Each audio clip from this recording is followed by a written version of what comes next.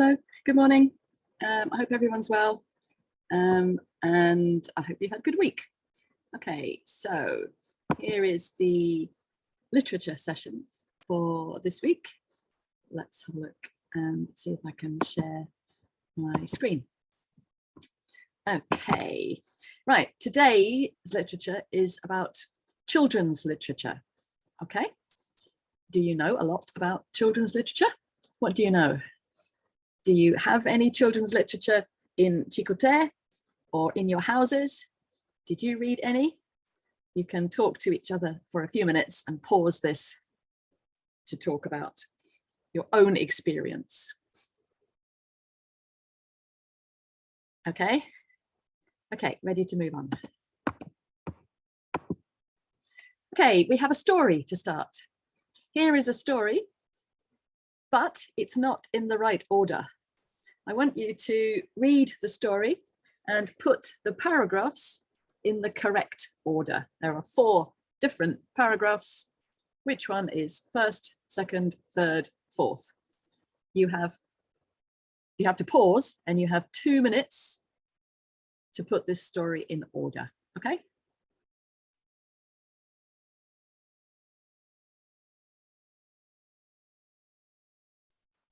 Okay, have you finished? Was it easy or difficult? How did you manage to put the story in order? Okay, so one clue for the order is the articles. In B, when you have a mouse, we don't know which mouse it is because it's the indefinite article. And then in A and C, we have the mouse. By then we know which mouse it is, yeah? And then in D, we have the pronoun she. So we know the mouse is feminine. So the first one must be B, mustn't it? Okay, here is the completed story. Did you get it correct? Okay, so now pause for a few minutes and look through the story again. Talk to your partner. What does it mean?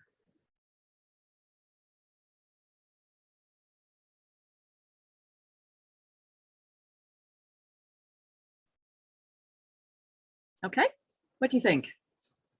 So maybe it's about greed, or maybe it's about helping each other, helping other people. And they use the animals to personify human traits, don't they? So we see our own failings and good points through the story of animals. And that's called personification and happens a lot in children's literature. Did you like that story? We have some more later. Okay, so we now need to analyze the story of the mouse according to the terms we looked at last week. Do you remember these terms? Genre is the type of literature. Characters are the people or humans or animals. Plot is the story. The protagonist is the main person who does something in the story. And the antagonist is the person against them, the person fighting them or against them. The style, is it poetical, literary, simple, simplistic? And any imagery, those similes and metaphors? And is there any irony where it says the opposite of what it really means? Okay, think of all those ideas and let's go back to look at the story. Okay, so discuss those ideas with that story for 2 minutes now.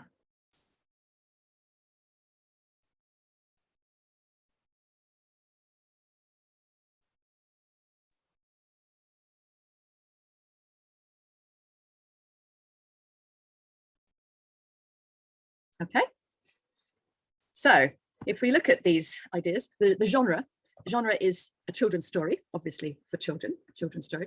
The characters are the mouse and the rat. So there's 2 characters. The mouse is the protagonist, the main person, thing, character, and the rat is the antagonist, the one who couldn't help. The plot is the story is that the mouse got into a basket because it was greedy, ate all the food, couldn't get out, the rat came along and taught the mouse that she has to lose weight to be as thin as when she came in to escape. The style is children's, a very simple, simplistic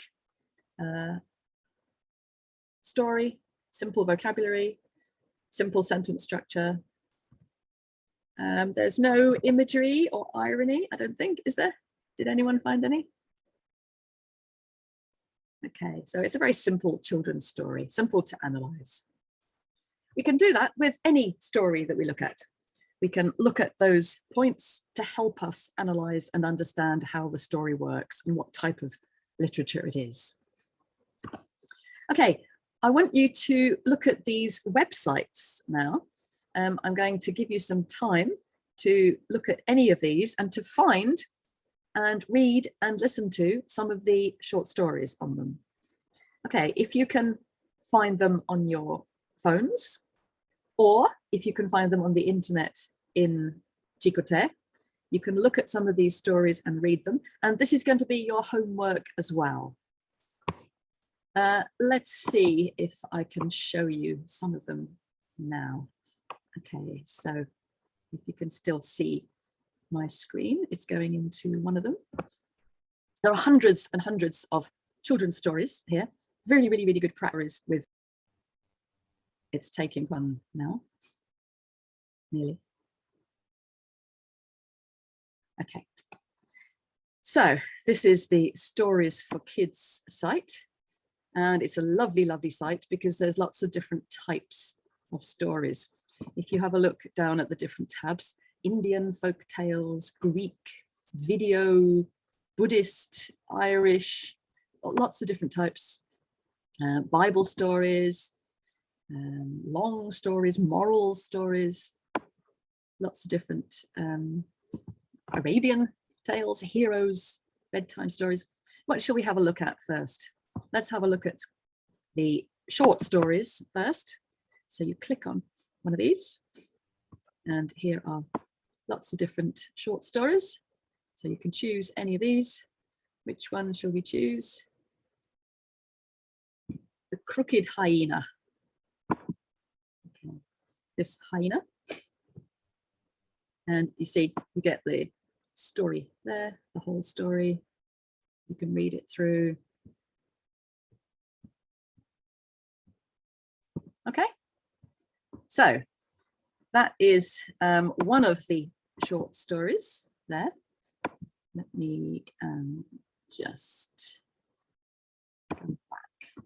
And we have these 3 really good websites with short stories on that you can read. Okay, if you'd like to now, you can pause the screen and read some of these stories, or you can leave it to afterwards. Okay. Ready to move on? We now have another story we're going to look at. So story number 2, I want you to do the same thing, read the story and put it in order, and try and do it quickly, just 2 minutes to put this story in order, 4 paragraphs, which is first, second, third, and fourth. Okay, pause now and read it.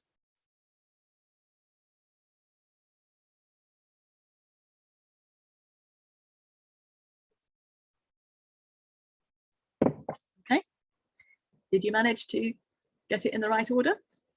Again, what did you use to help you? Okay, so we've got some phrases that are typical of the genre. In B, once upon a time, and D, one day. So those phrases come up a lot in the genre of children's literature. Which one did you put first? Yes, B. Okay, and then D, we have the pots introduced for the first time, and then it refers to the pots as the earthenware pot, the earthenware pot. And that definite article, again, you know that we know which pot it is, so that must come after the first introduction of the pots. Okay, so here is the whole story. Pause to read again and discuss, what does it mean? And is it a good message? Okay, pause for a couple of minutes.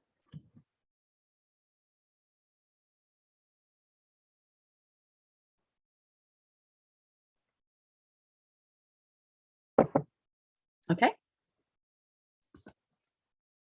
So, sorry, let's go back. Is it a good message? It's a strange message, isn't it? Because it means that weak and strong cannot live together, cannot be together, cannot be friends.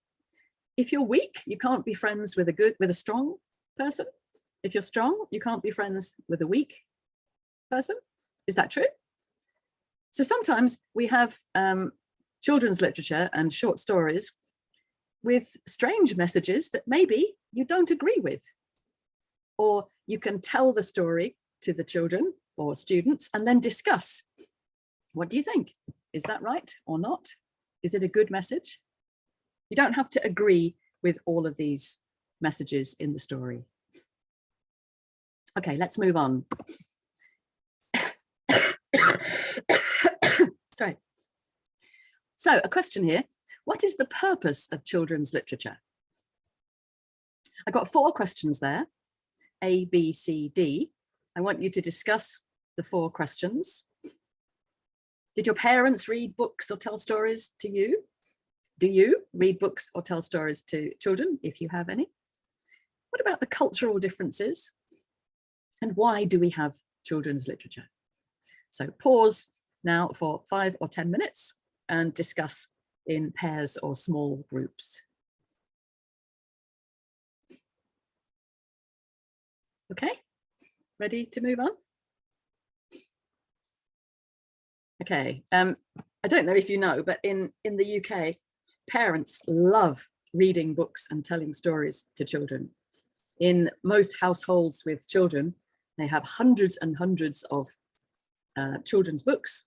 Children get up in the morning and love reading books, looking at books, asking for books before they go to sleep at night, reading books at school all day long. But it's really easy for us because the books are much cheaper and are produced in much higher quantities. We'll talk about Guinea-Bissau later. Cultural differences. Do you think there are cultural differences? I think there's probably quite a lot. And we can look at the culture and the ideas in some of the stories later. But why do we have children's literature? Let's look. Here are some of the reasons. Which reasons do you think are most important? So pause now and discuss which of these 7 are most important. Okay, what do you think? I think the most important one is number 4, to help children enjoy reading, because enjoyment is so important in reading.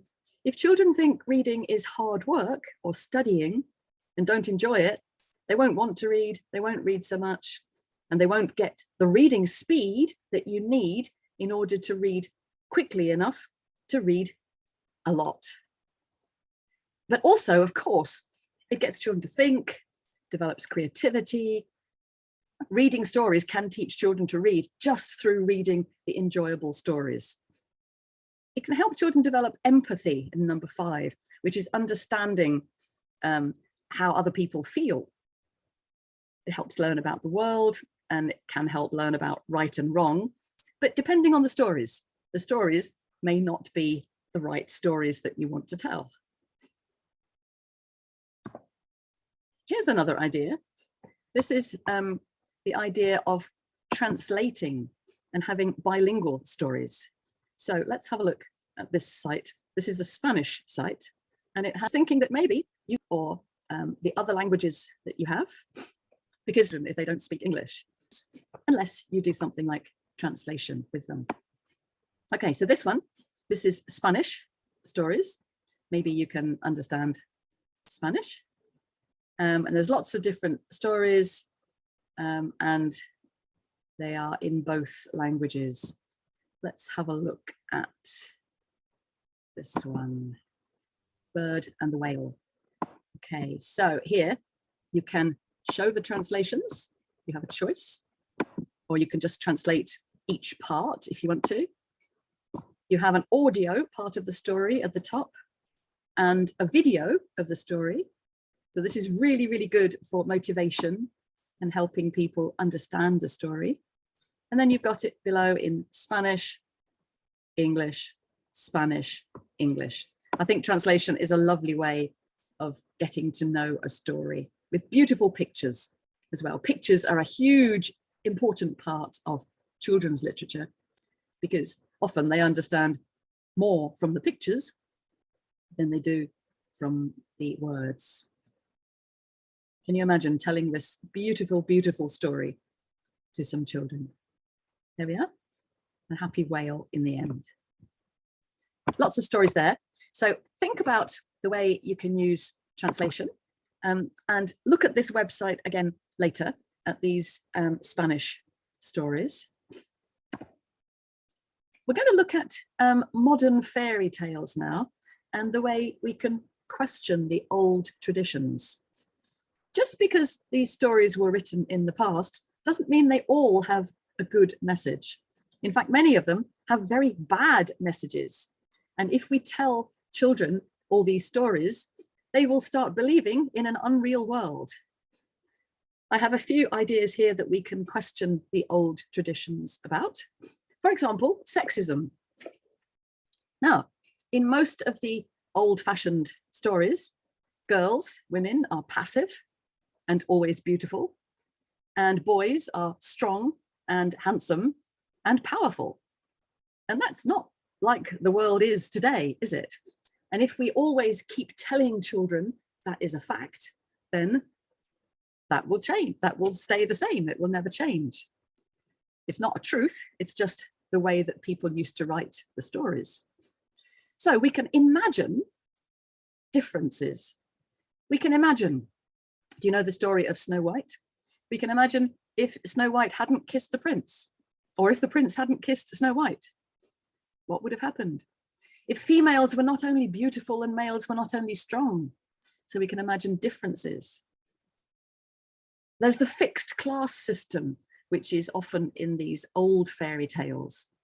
The world only with rich, powerful leaders, kings, and the rest of the people normal. But imagine if the world didn't just consist of these kings and normal people, or imagine if they could change places. And then in fairy tales, traditional ones, we usually have all these old dualisms or dichotomies. We have a lot of black and white, good and bad, beautiful and ugly, able and disabled.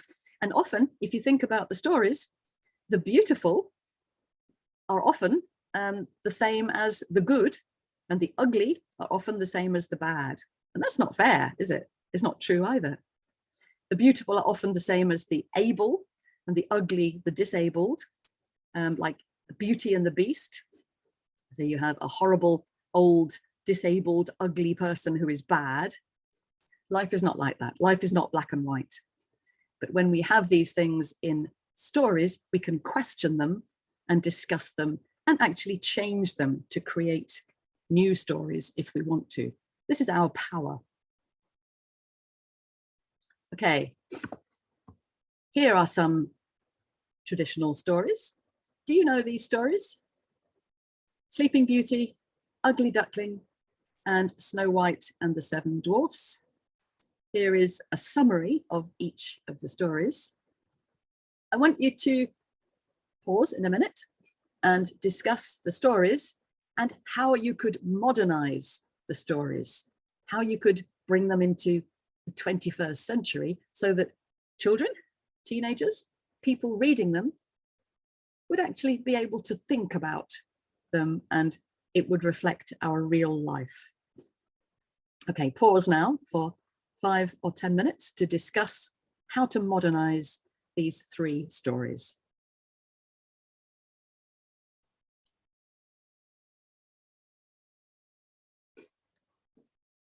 Okay, so you could have the girl in Sleeping Beauty was not beautiful. Maybe she wasn't a princess. Maybe she wasn't rich. Maybe it wasn't a prince who found her. It was a normal person. At the end of 2 stories, A and B, we have they married and lived happily ever after. This is very simplistic, isn't it? If we keep telling children that in stories, you have to wait, a girl has to wait for a prince, and when the prince comes, you kiss and you'll be happy forever. It's not true. It's not like real life. Maybe girls will be very disappointed because life is not like that. So I think it's our responsibility to tell children what life is really like and prepare them for it and help them, support them with it. Nice stories, but quite old-fashioned. Okay. So on to Guinea-Bissau. What can we do for children in Guinea-Bissau? I told you that we have lots and lots and lots of children's books in the UK, but ours is a very much a reading culture. We start reading very young, we read a lot, we read for pleasure, and we assume everyone reads a lot because we have a lot of books and resources. I think you have many problems with literacy for children and children's literature. Look at these problems here and discuss if you agree with me that they are problems. You can pause for a few minutes.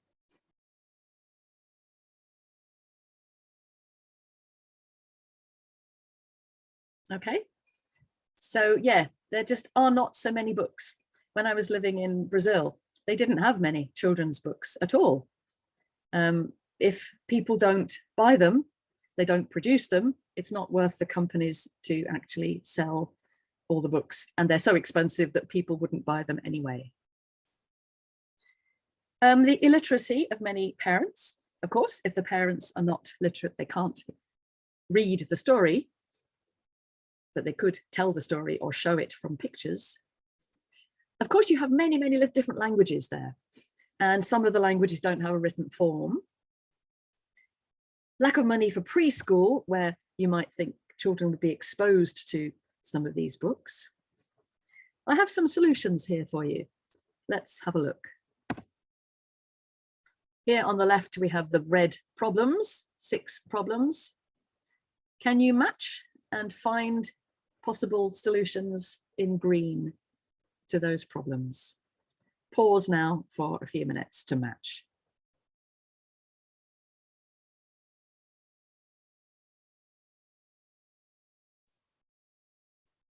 Okay. What did you agree? This is my ideas.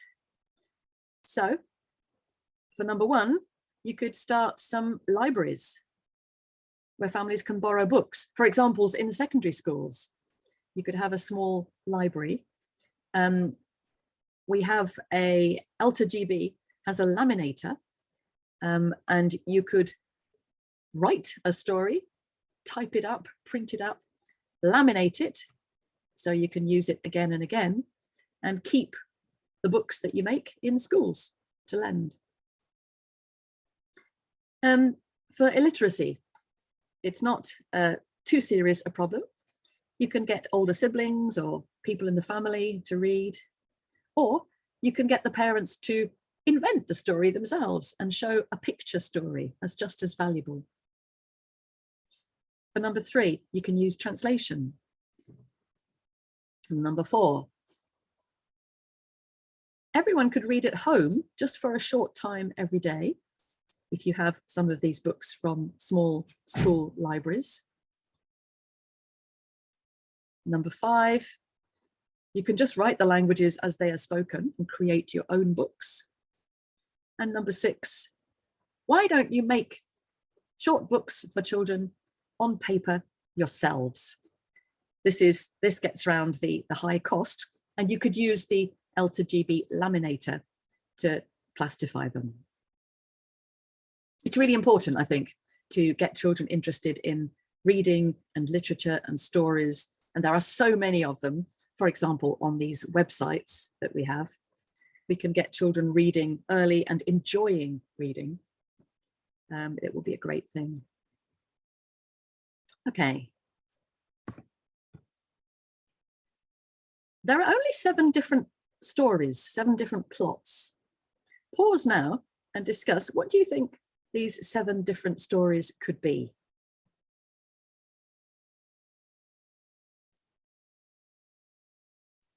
Okay, I'm going to show you the 7 different stories here. So the 7 different types of plot, it's 7 different types of story. Numbers 1 to 7 on the left. And then I want you to match them with the letters on the right. So, for example, number 1, overcoming the monster. How could we match that? Which letter? Can you find one? Yeah, so number 1 is E. 1 is overcoming the monster, where the hero must venture to the lair of a monster which is threatening the community, destroy it and escape. That's one typical story. Can you match the others? Numbers to letters. Pause the video and do that now.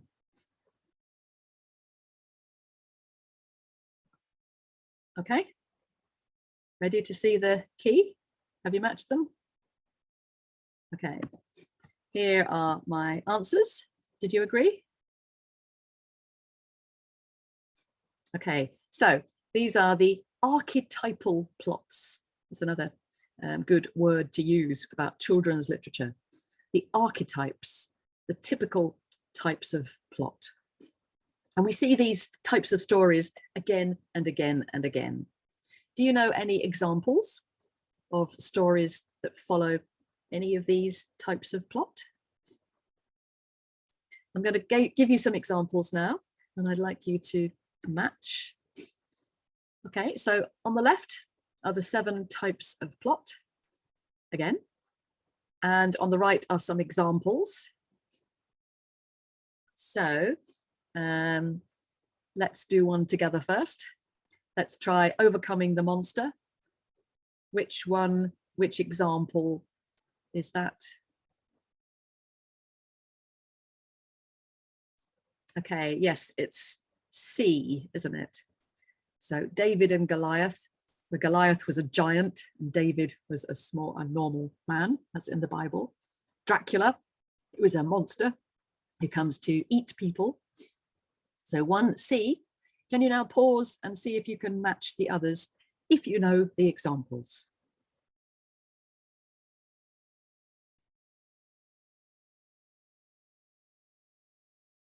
Okay, let's check. Okay, so here are all the examples. Overcoming the monster is C. Rags to riches. Yeah, that's like a Cinderella story, if you know that story, where it was a poor girl who wanted to go to the ball, to the big party, and a magic fairy godmother magicked her a beautiful, beautiful dress, and the prince, of course, fell in love with her and married her. Rags to riches, poor to rich, typical story. Number 3, the quest. If you go on a quest, it's something that you're looking for a long, long time. And Harry Potter series, I don't know if you know them, very famous books in the UK and films. And it's a boy who's going looking for I think it's the guy who killed his father or something like that. Number 4, voyage and return. So groups of people go, travel and come back. The Chronicles of Narnia, G, typical example, The Lion, the Witch and the Wardrobe, where children go into a wardrobe and they go into a magic world. And then they sail across the seas and have many adventures, and then they come back. Exciting stories. Comedy. This is a Shakespeare example. Midsummer Night's Dream is one of Shakespeare's comedies, and it's a funny, happy ending. Then tragedy. I think you probably know Shakespeare's Romeo and Juliet and Macbeth and Hamlet. Romeo and Juliet is when, I can't remember who kills, I think Romeo pretends to kill himself. Juliet finds him dead. She thinks he's dead, so she kills herself. And it's a very terrible tragedy, all because of a family feud. The last one, rebirth. This is when something happens to create a new life. And this is the typical story of the resurrection of Jesus in the Bible, in the Christian church. And Charles Dickens, famous British author, wrote A Christmas Carol about a horrible old miserable man who had a reawakening and became a nice, happy man afterwards. Okay. So we've done lots of work today with literature. We have put stories in order. That's a really good reason for reading, to give students, actually, to focus people on reading. We've analysed the stories, questioned the stories to develop critical thinking, seen how translation can work, discussed experience and purposes. We've matched the 7 archetypal plots and discussed problems and solutions in Guinea-Bissau. Which of these are most important to you? Can you tell your partner and pause the screen now?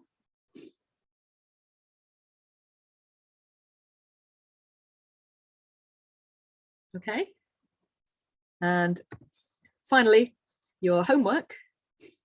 So your homework is to read and think about and analyze as many children's stories as possible. So these are the 4 websites that I had in the presentation. You can look at these or any other websites or any other stories that you have. It's good to have the websites because they're free. I'd also like you to work on some of the solutions for children's literature in Guinea-Bissau. Do you think that's a good idea? If lots of people work together, we could create a really good reading culture in Guinea-Bissau. So reading will be easier and more enjoyable for children as they grow up and become adults. You could start, for example, by translating some of the stories in the websites, translating them into your languages. You could get your family members to read to each other, start a small library, use that laminator I suggested, have a short reading time at home. Any good suggestions there? Okay, and I'd like you to write about the stories you read and write about what you do in the literature WhatsApp group.